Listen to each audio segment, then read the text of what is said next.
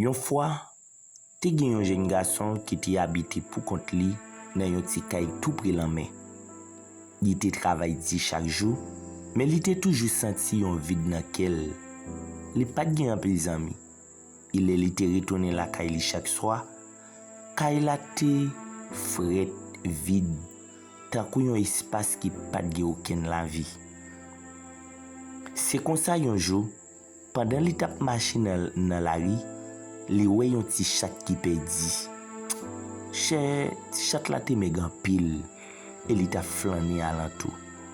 Chat la te gade la ki yon jitris, et li te senti yon sentiment affection avec ti bête la.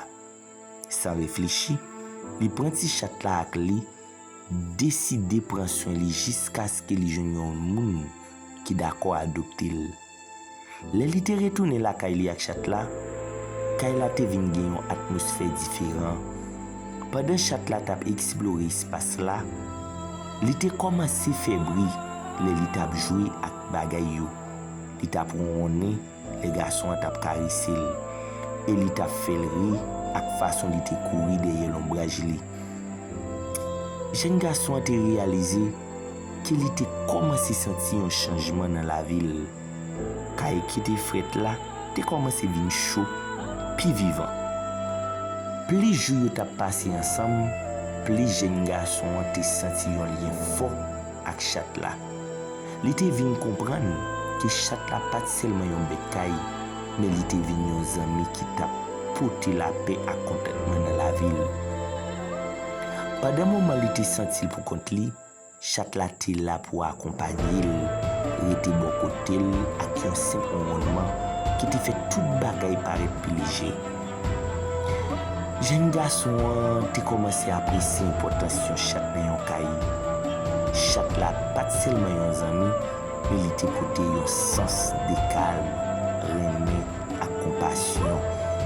L'autre fois, l'elle te senti souffrir ou soit stress, il te jeune confort dans belge chat là, qui te semblé comprendre tout sentiment yo sans pas besoin parler. Dans fait histoire, jeune garçon pas de chambre tourner dans chercher un nouveau maître pour chat là. Il te réalisé que lui-même avec chat là, te besoin de l'autre. Chat là te fait kay la vie vrai kay.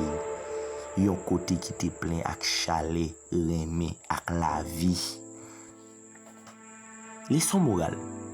Yon chat ka pote plus passer yon bête kay, li ka vin yon sous remé ak confort. Yon chat a ajouté la vie dans yon kay, et li aide moun senti yon moins pour compte yo. Accompagner yon bête kay yon gros impact sur santé mentale yon moun.